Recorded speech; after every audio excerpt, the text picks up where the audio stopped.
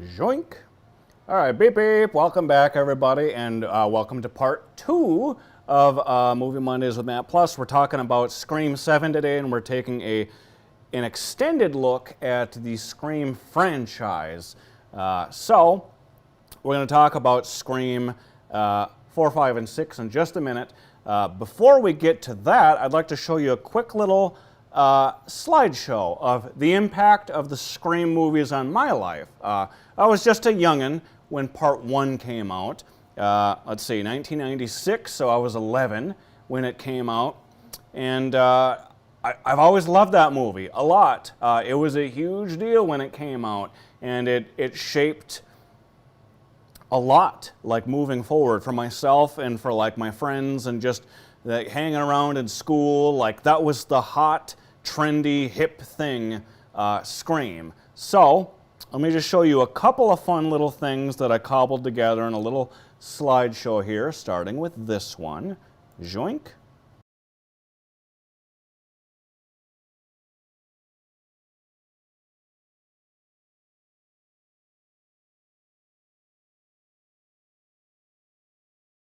All right, mics. All right, there we go. This is where we want to start. So this is my first ever ghost face costume. I believe this was back in 1997, if I'm correct. And this was an unofficially licensed ghost face costume. They did not have actual Scream costumes yet. I had to grab one of those original Fun World masks. There it is there. And then the robe I grabbed from some other random, like death costume or something. And this was just kind of a trial run to see if it would mesh and work together.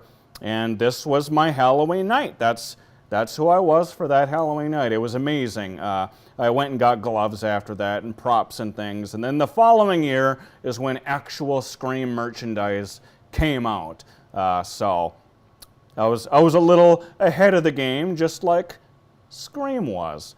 So let's move to the next one. This is the following year. I'm Chucky, and then my buddy Hoser there let him borrow my Scream costume. So we upgraded a little bit. He's got a prop and some gloves and some things. And every year you'd see kids out there dressed as Ghostface, and it's a staple from that point on.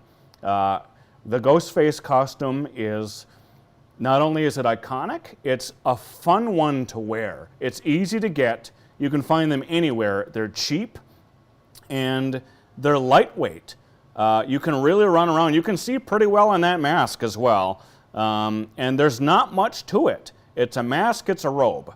And then if you want, you can go and grab some gloves and a prop. And it's one of the easiest things to find or to put together. And everyone has easy access to them, which is the appeal of Scream. That's why it's like, oh boy, like who could be behind the mask? Like anyone can find this costume. So, art imitates life. So let's move on to the next picture here. Here we go. All right, and this is 10 years ago now.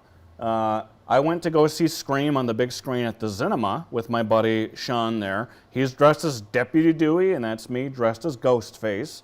And we did this before it was cool. Once again, I'm going to tease ahead to the little event that we took part in 10 years later for Scream 7. So there we are. He's still got that costume. I've still got mine. You never know when you're going to need it. And then lastly, here's kind of a big moment here. Here's me with my Ghostface costume, meeting none other than Roger Jackson himself.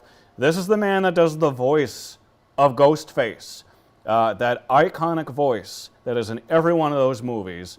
I've met a few other cast members from Scream, but really Roger Jackson's the one. Like, he is Ghostface. So it was very important for me to meet him and get his autograph and get a picture with him as Ghostface. It was an amazing time, and he actually spit a couple of those lines at me, and it sent chills down my spine. It was just amazing. This was just a few years ago at Crypticon. Joink. All right, so Hope you enjoyed that slideshow. I'll have another one in the next part here. So let's continue the franchise recap, shall we? We talked about Scream 1, 2, 3. Now let's talk about 4, 5, 6. So part 4 was always uncertain. Like when they started Scream 2, they had planned it as a trilogy. They knew it was going to be a trilogy. And then they kind of just assumed that maybe that would just be it. So there were no immediate plans for Part 4. Part 4 eventually did come out in 2011, which is a whole 11 years after Part 3. And they were able to get back just about all of the big names that we wanted to see. We have Gale Weathers back, we have Deputy Dewey back, of course Sidney's back, and then they introduced some new fun characters as well. You know, Part 4 is okay. The story picks up back in Woodsboro again, the hometown from Part 1. And Sidney has written a book about being a survivor, surviving, you know, these many different attempts on her from Ghostface. And she's going on a little bit of a book tour. And the town has become a little bit of like a tourist trap. And there are Ghostface masks everywhere, over the lampposts, and, you know, people celebrate 24/7. This whole Ghostface allure. And so that's when the killings begin again. And there's a whole new set. It's like, oh, new decade, new rules was the tagline there. And let's just jump to the end with the big killer reveal. Turns out it's like Sidney's estranged cousin, I believe, played by Emma Roberts, who kind of like her brother in Part 3 was like, oh, I never got attention, and, you know, you got all the attention for all these things you did, and, you know, I want to be the survivor, I want to be the new Sidney Prescott.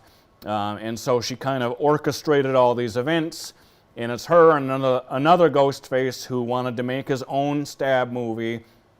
They reveal that there are now in the timeline 7 stab movies at this point, and there's something that, you know, they have a culture and a life of their own, and, you know, the other guy is just a big fan of these stab movies, and, you know, jumped at this chance to be the new Ghostface.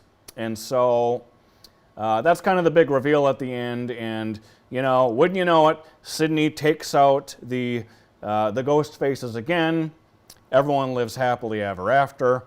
No big crazy character deaths or anything in this one. You know, and 4 was okay. I didn't mind it. Some people don't like it. I thought that it's not the worst one in the franchise. It has some good moments, and it plays with the idea of kind of the reboots and stuff like that, and it went the route of like how Saw has so many movies now in the franchise that it just started to get tired and so forth. So 4 was decent. Check that one out. You kind of have to if you're going to watch the whole franchise. And then before we get to Scream 5, I have to mention Scream the television series. Part 4 was the last Scream movie that Wes Craven directed. He directed all of them up to this point. And Kevin Williamson wrote 1, 2, and 4, and kind of had a little bit of a hand in 3 before everything like changed around. So Kevin Williamson was also a mainstay with it. The television series is its own beast. It's kind of in a different universe, and it's, you know, honestly, I did not like it. I'll just say it here and now. I did not like the Scream TV show. I didn't even finish the Scream TV show. I had a very difficult time getting through it. It was too new and slick and about the drama and about high school drama and just stuff I didn't want to see. There wasn't much Ghostface going on, and Ghostface has a new look entirely in this. He's got like a fleshier, human-looking mask, and, you know, that wasn't the problem for me. Just kind of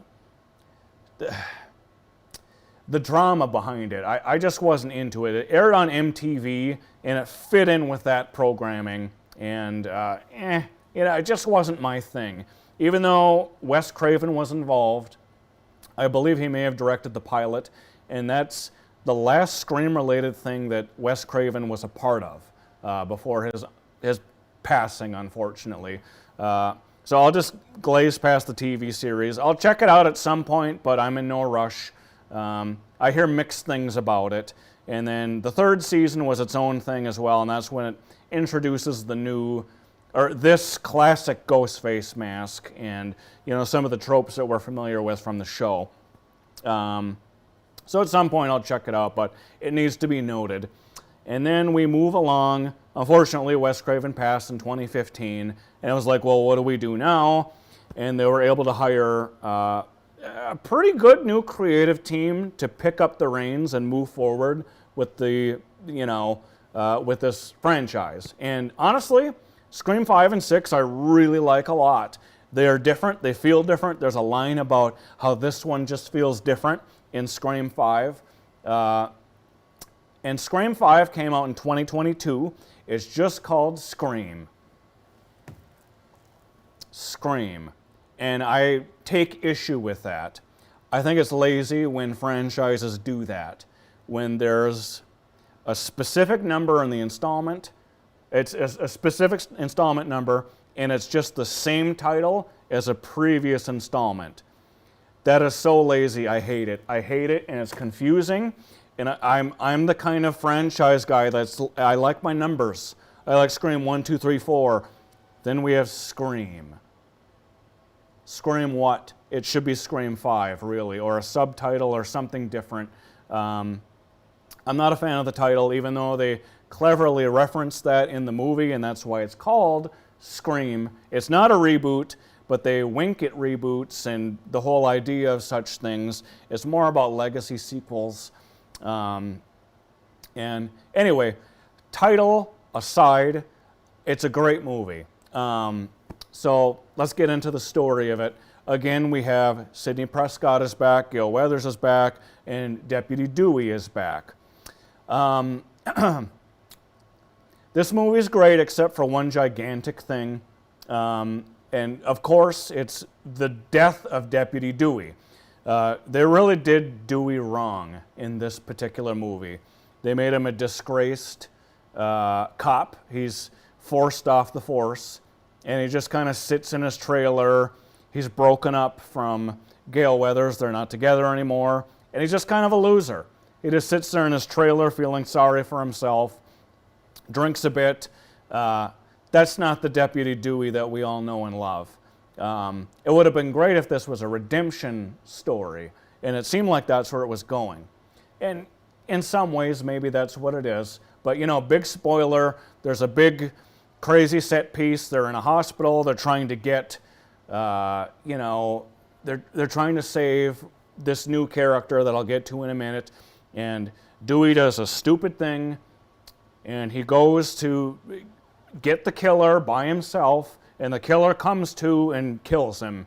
And it's sad to see that happen because we didn't expect it and we didn't want it. And honestly, Dewey deserved a lot better than that. And even David Arquette was surprised and blindsided by this. He apparently, he thought that this was just either a fake out or they'd film something at the end where he's fine. Kind of like he usually gets attacked and he's hurt and his fate is uncertain, and then at the end it's Dewey's fine. But no, they kill him for real this time. And it's sad. It's sad to see that happen. It's a tough moment to watch. But as the filmmaker stated with this moment, it's to tell you that there are stakes and this is real. It's to be taken seriously. It's not all giddy silliness like 3 and some of 4 was. This is for real. These characters, these killers mean business. So that's why that happened. I still don't like it, but I get it. So anyway, let's talk about the story of Scream 5. So this one was released in 2022, 11 years after Part 4. And it follows here's kind of the spoiler alert. It follows the daughter of Billy Loomis, who is the original Ghostface killer. She grew up not knowing that Billy Loomis was her dad, but then she finds out and she kind of freaks out and leaves town, and she becomes estranged from her sister, who also did not know. And what happens is she finds out, she comes back to town to reconnect with her sister who had been attacked by Ghostface. And that's when it's revealed that, yes, there's a bloodline connection to the original Ghostface killer. And that she's played by Jenna Ortega, this new character as well. And let's see, so those two sisters kind of have to hash things out. More new characters are brought in. The relatives of Randy are brought in, his cousins, and they're just as savvy and smart and slick as him, and they know the rules, and they're smart enough to follow the rules, and they're able to survive this one as well. Even watching like a specific scene from Stab where it's their uncle on screen, it's great. There's a lot of good meta moments. Scream 5 is a good one. I really appreciated it. I just wish that Deputy Dewey didn't have to get killed. But, you know, it's good and it's definitely worth a check. So let's move on to part 6 now. 6 came out 1 year later. They really banged that one out fast, and they had planned to do more of them right away like that. But Scream 6 comes out now, and so now the numbers are getting off. Like Scream 1, 2, 3, 4, Scream, and now Scream 6 isn't the normal 6, it's a Roman numeral 6, and it's like made out of the text of the M. I don't like the logo at all. I don't like how it looks. I think it's weird. I think the franchise is smarter than that. Anyway, I'm complaining about the logo and the title again. The movie itself I really liked. So there were some problems behind the scenes with it. Apparently they weren't going to use Sydney that much. They were not going to have much screen time with her, and that's unfortunate. And then there was a pay dispute, and due to that, Neve Campbell dropped out entirely of Scream 6, and so she's not in the movie. They reference her, but she's just not in the movie, and something feels a little bit missing, but you're still able to enjoy the movie, even though she's not the focus this time, because we have these new characters who are carrying the heavy weight. So anyway, 6 picks up a year later, and it's the surviving characters, the two girls. The one is related to it's Melissa Barrera and Jenna Ortega. The one girl is related to Billy Loomis. They moved to New York, and Randy's cousins are there as well, and are not cousins, nieces. And she's going to school there, and a new batch of killings begin. And this opening sequence in part 6, I really liked a lot. It's one of my all-time favorites in the franchise. And what happens is there's a standard Ghostface killing, and it's like, whatever, you know, this one wasn't too impressive. And then after the killing happens, the killer immediately takes the mask off and reveals who they are. And we see who they are, but nobody else does. And it's like, what? The killer's already revealed. It's like less than 10 minutes into the movie. And then the character tucks their Ghostface costume into their backpack and goes home. And you're watching everything that's happening. And it's like, oh my God, like we're witnessing the movie from the perspective of this new Ghostface. And then that Ghostface gets a call from a different Ghostface who will turn out to be the real Ghostface, and then eventually gets killed by the real Ghostface. So anyway, it was tricky. It subverted expectations. It was fun. It was a whole different take on it. It was really enjoyable. So that alone, like major points for part 6. So let's move into the actual story again. it's just them trying to avoid Ghostface, and Gale Weathers comes in, and she has a slightly bigger role this time. It's a whole legacy thing. This is what I really liked, is it looks back at all of the previous movies, and this particular new killer is obsessed with all of the previous killers and has this gigantic shrine in this movie theater. And there's like these glass cases, and there's every single Ghostface robe and mask that was used in the previous sprees, and all the evidence that you'd find in an evidence lockup is there. And it's just this huge shrine. And so that's the fun thing. And so every new killing that takes place, this new Ghostface leaves one of the original masks behind at the crime scene.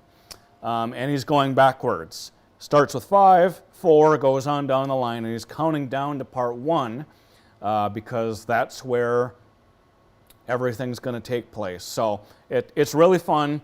And another thing that happens, the particular Ghostface is really brutal this time. And the big reveal at the end is that there are 3 killers for the first time ever. And I didn't mention who the killers were in the other ones. Doesn't matter. But the killer this time, it's 3 of them, and they're a family. And it's like the dad and his 2 kids, and they wanted to pull this whole thing off because the dad's a cop, so he has access to all the stuff. And the one is the roommate of the new target. It's great. It's a fun little story. So there's your Scream 6. With those characters. And then they had plans for what would have happened with those characters moving forward in 7, but things didn't shape up that way. So there's your Scream 6 recap. Going to take a little break here for just a minute, and when we come back, I'm going to talk about Scream 7 if I don't lose my voice here, and I've got another fun little slideshow to show you, and that will be this episode for today. So stick around, my friends, and we'll see you in just a minute. And don't worry, I'll be right back.